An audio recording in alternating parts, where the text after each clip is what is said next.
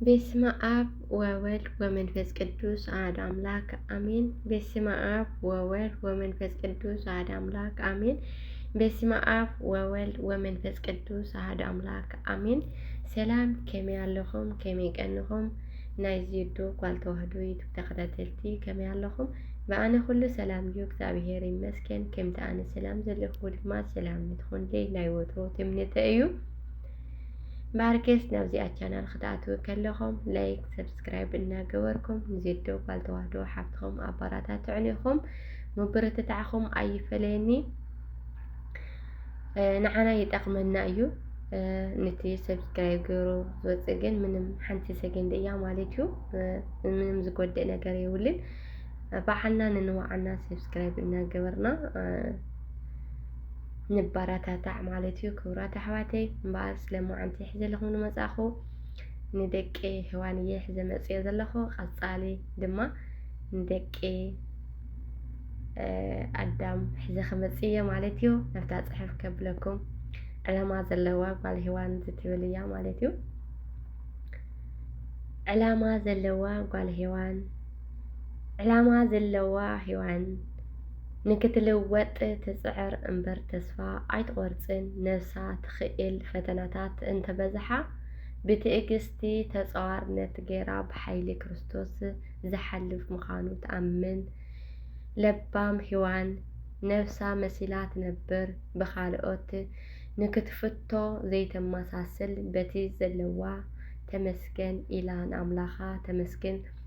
ኣብ ውሽጣዊ ጽባቐ እንበር ኣብ ደጋዊ ጽባቐ ዘይተኣምን እያ።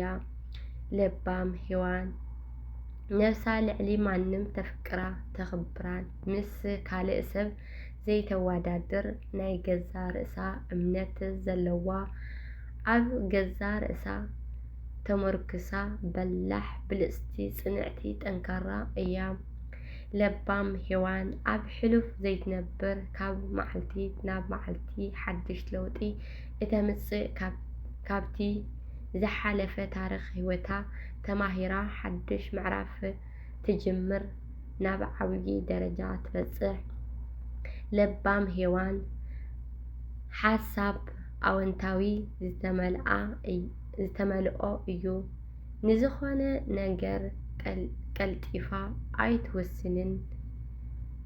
ከመይ ብከመይ ኣበይ መዓዚ ዝብል ሕቶታት ንዚኦም መፍትሒ ከይገበረት ናብ ውሳኔ ኣይትኣትውን እያ።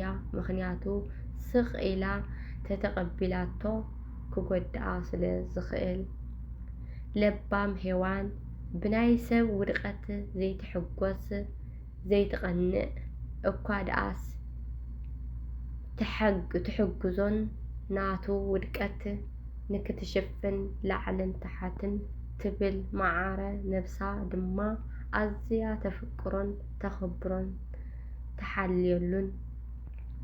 ለባም ሔዋን ንዝኾነ ወዲ ሰብ ኣብ ልዕሊኡ ሕማቕ ዘይትሓስብን ዘይትኣምንን ንኣቱ ሓጐስ ንኣቱ ደስታ ክትርኢ ትጽዕርን ውሽጣዊ ሰላም ፍቕርን ብጻይ ተሕድር።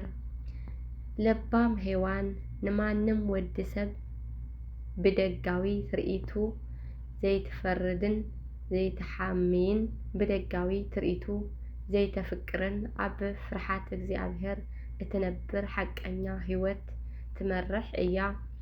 ለባም ሔዋን ንኹሉ ብማዕረ ትርኢ ብማዕረ ተፍቅሮ ዓልየት ዘርኢ ቋንቋ ዘይፈለየት ወዲ እግዚኣብሔር ብምዃኑ ከምኣ ሰብ ስለ ዝኾነ ንማንም ፍጡር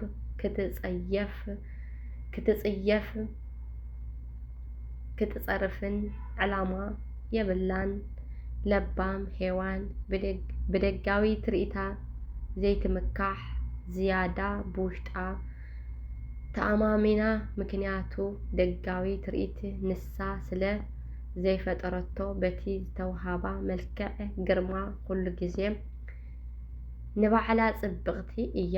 ለባም ሔዋን ንመጻኢ ኣስፋሓ ትሓስብ፣ ካብቲ ዝሓለፈ ችግር ፈተናታት ተማሂራ ንመጻኢ ብዙሕ ትርኢት ዘለዋ የዋህ ጀግና ጽንዕቲ እያ በዓልቲ ሙሉእ ተስፋ ራእይ እያ ትሕትና ዘለዋ ካብ ክብርትን ነብሳ ሰብን እትፈልጥ እድብትን